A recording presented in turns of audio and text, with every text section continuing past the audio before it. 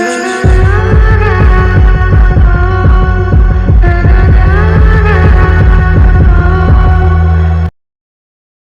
my friends. Welcome to the channel. I am Nicole and I live in India, but I'm not there today. Today I am recording from my house that I grew up in. I'm originally from Bismarck, North Dakota. That's where I am, and that's where I will be for the next few weeks before I head back to Europe and eventually to India. I am here today to give a reaction on India's assessment of American diplomacy. Is the U.S. diplomacy failing? And this is a video by Major Gaurav Arya. I had done a reaction with my very good friend, sometimes only friend, Laurence, a few weeks ago regarding the French and American relationship with India. I'm gonna link that here in this video right up there if you want to see it. I had a lot of people saying you should do more reactions to his content.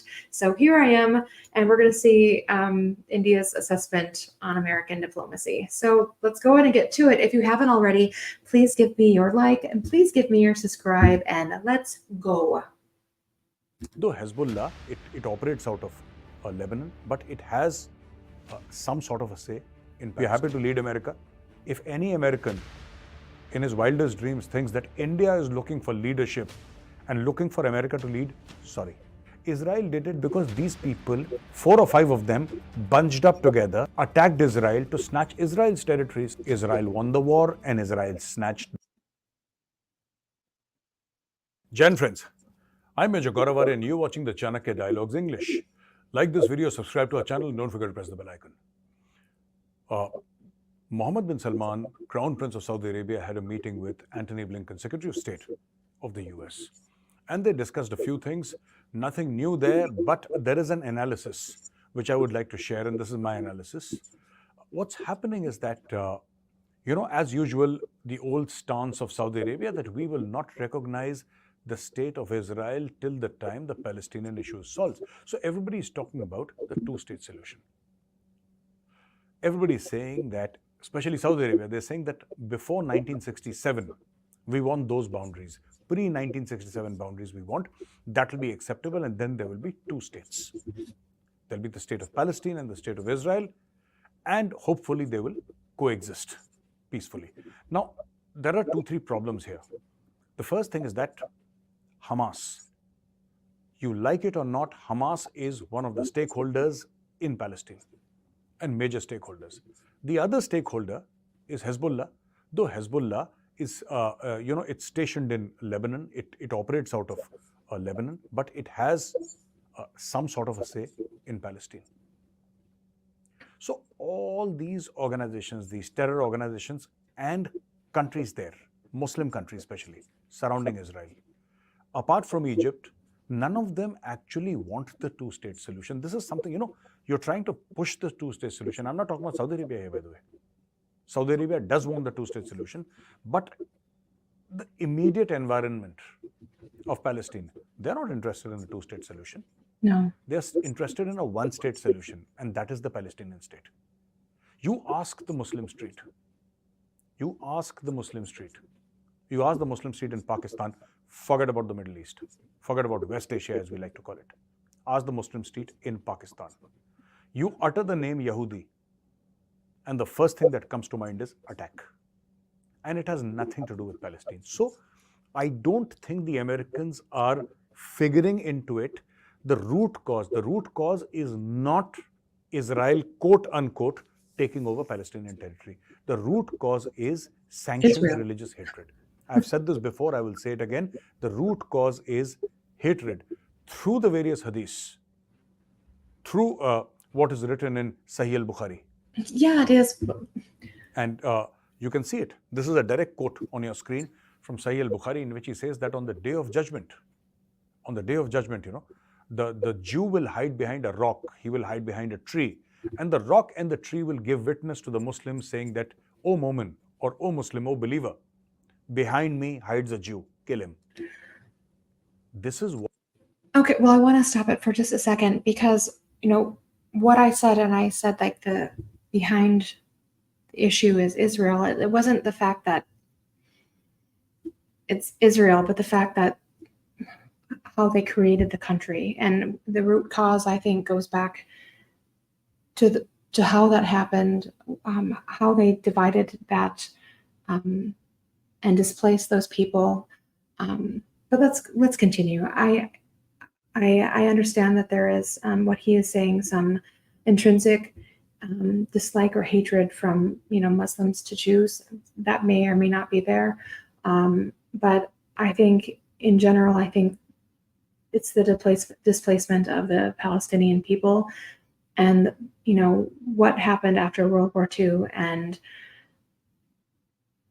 how we basically, how we moved one people into a region that had already been populated, had already had people calling it home.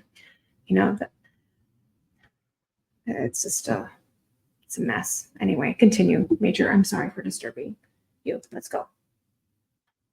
What many Maulvis and many Maulanas teach in masjids when they quote the Sahih al-Bukhari, and Sahih al-Bukhari is often found in the book collections in many homes throughout the world, especially so in the Middle East, where there is a focused hatred.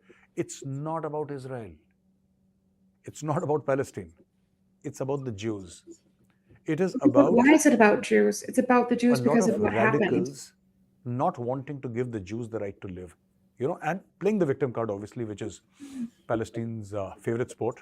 Now, let me come to this more sort of practical issues. Now, what is happening here?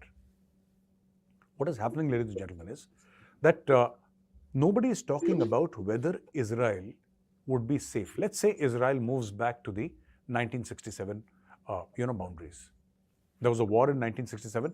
Why did Israel, so to say, take over these territories from these poor, innocent Palestinians, Why did Israel do that? Israel did it. Obviously, it did it. And nobody can deny the fact that Israel has taken over territories. But why did Israel do it? Israel did it because these people together, 4 or 5 of them, bunched up together, attacked Israel to snatch Israel's territories. Israel won the war and Israel snatched their territories. I know, why are these people crying? I don't understand. You attacked Israel. Israel didn't attack you. You're crying because you lost. And today you're playing the victim card because obviously military victory is out of your reach. The settlement's there. So, which country is actually telling Israel that we guarantee, let's say Israel moves back. Israel did that in 2005, by the way. Israel put in about $3 billion and moved back everyone from Gaza. Everybody. And that $3 billion were used by the state to resettle Israelis who were there already, whose houses were there, schools were there. They spent $3 billion. They said, move back everyone. Well, they were there because they were... And the Hamas was not happy. The Palestinians were not happy. The Palestinians will only be happy tomorrow. Tomorrow, let me tell you this in all honesty. Tomorrow, if all the Jews of Israel were to say that, okay, we are going to recite the Shahada and all of us are becoming Muslims, suddenly there will be no problem. Suddenly there is going to be no Israel-Palestine problem. This is a religious issue. It is not a political issue. It is a religious issue.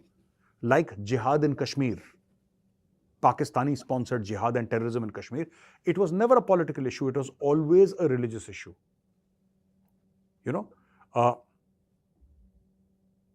Today, is anybody guaranteeing the state of Israel's safety in future?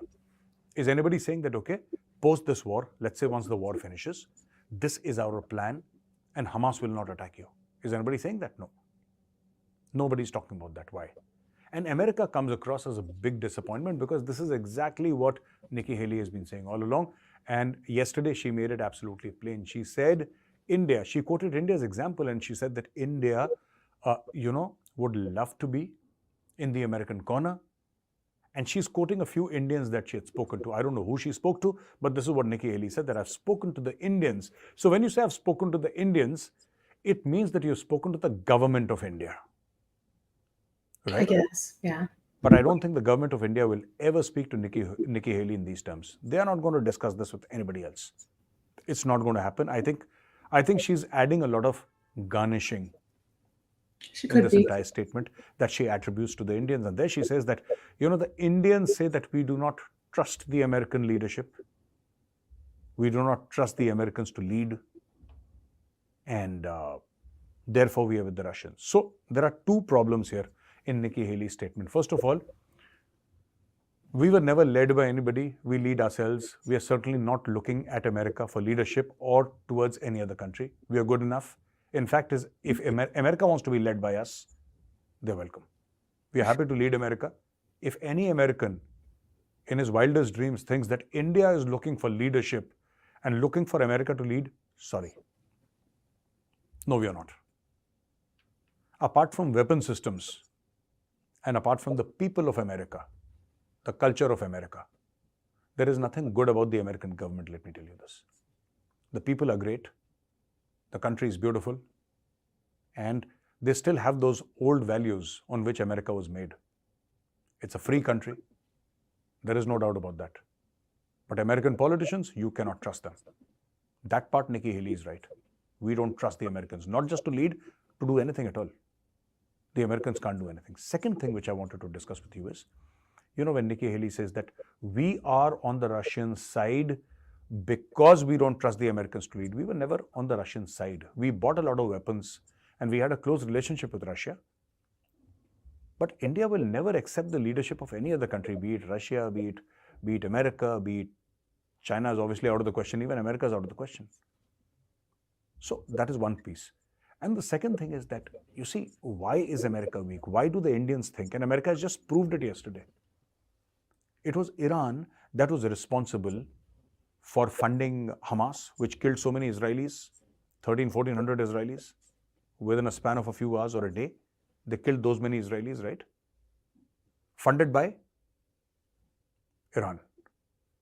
Hezbollah funded by Iran. Houthis funded by Iran. And a dozen other radical Islamist outfits all along the Middle East, West Asia, funded by Iran, funded by oil money, funded by drug money, right? All this Iran does. Now, what America should have been doing was to sanction Iran further, to choke Iran's funds and take kinetic action against Iran. But America did not do that. No. Ladies and gentlemen, do you know what America did? America blocked Khamenei's Instagram handle and Facebook page. This is superpower America, the world's greatest economic and military superpower. In response to the Iranian shenanigans, in response to Iran funding terrorism, in response to Iran funding attacks and celebrating attacks on the state of Israel, what does America do? And America is Israel's closest ally. They're like brothers. If you attack Israel, it's like attacking America, blah, blah, blah, blah. And what does America do? This is the best thing that America has done so far. I mean, this is the sharpest arrow in America's quiver. They have actually blocked the Instagram handle and the Facebook page of Ayatollah Khamenei. So this is what it is, and I think the fear in America, more than anything, today America is calling for peace. And why is it calling for peace? There is a thinking that because the American companies and Western companies are being, they're being boycotted by Muslim population. I don't think that is a cause for worry, because a few Muslims are doing it, everybody's not doing it. And this will pass. So this nonsense will pass, right? All you have to do, all America has to do is, all these European countries, just stop giving visas. If Pakistanis are doing something funny, stop giving visas to Pakistanis. If Turkey is doing anything, see, nobody wants to go to Pakistan, but Pakistanis will give their left arm, left leg, right arm and right leg to enter into the United States or UK. Maybe. The best thing you can do is this whole thing about boycotting American companies and all, no? Just say that from tomorrow morning, no Pakistani will be given a visa to enter the United States of America under any pretext. Just all these protests will stop immediately. Do the same for Turkey.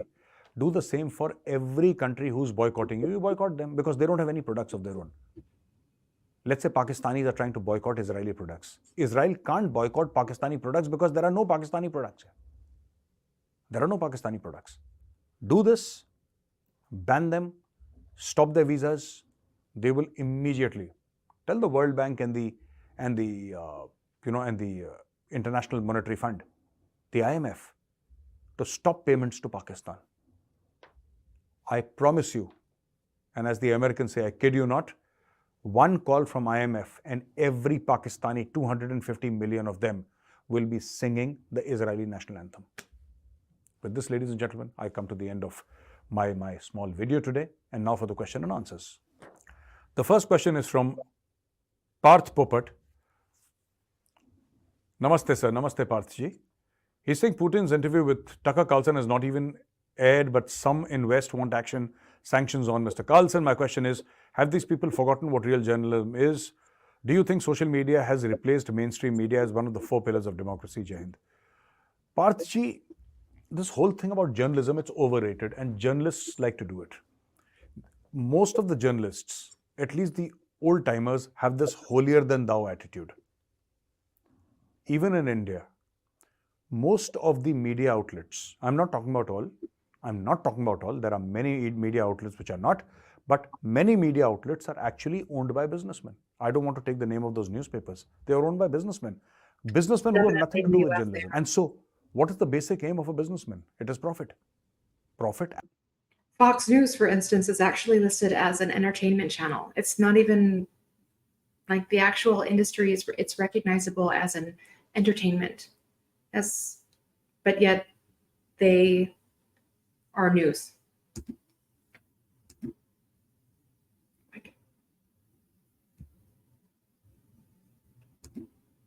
And influence leading to profit.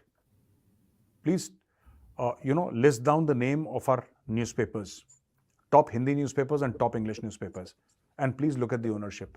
You'll come to know which newspaper is owned by whom, right? Similarly, for TV, TV stations and TV studios, list down the name of the top 20 in Hindi and in English. Find out the ownership. You'll come to know. There are very few television channels which are owned by journalists. Yeah, that's very true. They're owned by journalists. So this whole thing about journalism being a 4th pillar, I always found this to be a little bit too sanctimonious. I don't believe in all this nonsense. It's a business. Everybody's running a business, right? Yes, you have to be ethical in your business. Sometimes it's entertainment. But this holier than thou attitude, it upsets me. Anyway, and do you think that mainstream media, social media has replaced? I don't think social media has replaced mainstream media, but one thing has started very recently is that mainstream media has started picking up news from social media. That is one big change. There was a time when mainstream media was extremely dismissive about social media. Very good point. And digital. They were very dismissive about it. They are small people. Today, there is a lot of respect. There is a lot of respect because the power of social media is such.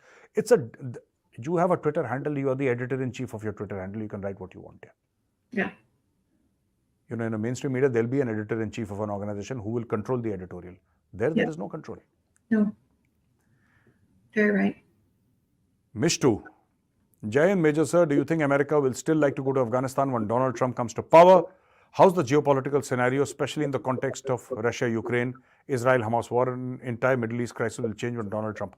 See, Donald Trump has been typically critical of war. So I don't think Donald Trump is going to take the Americans to Afghanistan. There should be an end game. I'm not saying Donald Trump is anti-war. I'm not saying that. All I'm saying is that what Donald Trump is actually speaking about is that if you want to go to Afghanistan, why? You don't go to Afghanistan is not like the Bahamas, where you go and have a drink and enjoy yourself by the pool, or go deep sea diving or snorkeling. Well, it used to be a beautiful country. Afghanistan is a serious country. You go to kill or be killed. There is nothing else to do in Afghanistan. So why would the Americans want to go to Afghanistan unless there is an end game? If there is an end game and if he feels it is essential, I think he will go. Otherwise, he will try and avoid as far as possible. He has been anti-war for a long time. I've heard a lot of his statements saying that, no, I don't believe in war and we should not fight somebody else's war. We should fight America's wars, but not somebody else's wars. His whole thing is, Donald Trump's whole thing is that, like for this Ukraine thing, he's saying the fight is between Russia and Ukraine. Why are you paying the money? Yes, use diplomacy, but hundreds upon hundreds of billions of dollars you're giving away to Ukraine. Why? This is American taxpayer money. They're not giving away cash. Jeet. Namaste, Major Arya ji. Namaste, Jeet ji. Any Pak government, even if properly elected, is still apt to fail because of its societal fragmentation and lack of real democracy. The advantage India has that world trusts and applauds our democracy and the neighborhood is understanding Vishwaguru from the perspective of the Red Sea problem and relief for natural disasters. Question is whether Pak can put aside its ego and turn towards India instead of China, because US certainly reconfigured its subcontinental affiliations of late. Namaste Vande Mataram, Bharat Mata ki. Namaste Vande Mataram and Bharat Mata ki Jai Ji. Now let me tell you. See, what Pakistan displays is not ego, it is stupidity. I mean, if people who achieve something, countries who achieve something, countries who have wealth, who have knowledge, who have power, if those countries have ego, I can understand. But if Pakistan has ego, I can't understand. What for? They don't have money, they don't have self-respect, they don't have brains, they don't have anything. That country is wiped out clean. Why would Pakistan have an ego? I think it's just silliness on the part of those people. Just silliness on the part of to be, be anti-Indian. It's okay with us. It's absolutely fine with us. A lot of Pakistanis say that, India should restart trade with Pakistan because India will benefit. Sorry. We became the 5th largest economy in the world after Imran Khan cancelled trade with India. Right? We have no trade with you. We don't want trade with you. And without you, we'll become the 3rd largest economy in the world and the 3rd largest stock market in the world very soon. Just wait and watch. We don't need Pakistan. Why? Nobody in the world needs Pakistan. So why are we even discussing Pakistan right now? It's irrelevant. As far as India is concerned, Pakistan is irrelevant. I do that all the time. I discuss Pakistan because it's fun. Pakistanis provide content. They are funny, which is why I do it. But for anything else, I don't think it's relevant that Pakistan and India trade or even have people-to-people contacts. It's absolutely useless. Makes no sense to me. Thank you for watching this, ladies and gentlemen. If you like this video, press the like button, subscribe to our channel. Don't forget to press the bell icon. Jai Hind, Vande Mataram, Bharat Mata ki Jai. Well, that was interesting. I can't say that I necessarily agree with the Major's assessment that this is a issue that goes back to the 1960s and the war that Israel had with the countries that had attacked it. I think it starts earlier than that, in the 40s after the creation of the Israeli state after World War II. I also don't necessarily agree that this is purely a religious issue or religious ideology issue. I don't think if all the Jews in that area suddenly became Muslim tomorrow that this issue would just go away. I don't agree with that assessment at all. I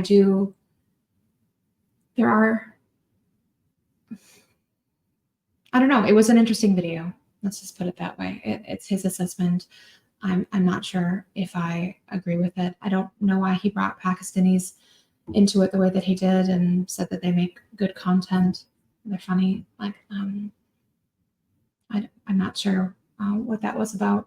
I'm not sure if there's some sort of issue with Pakistanis right now. I do think, though, that his idea of just limiting visas for everyone, it's a great idea. If you don't like what the US is doing, you shouldn't be able to go to the US. And the same thing with India. If you don't like what India is doing, you can't go to India. So I definitely agree with that. Cut off all the visas and let them stay there.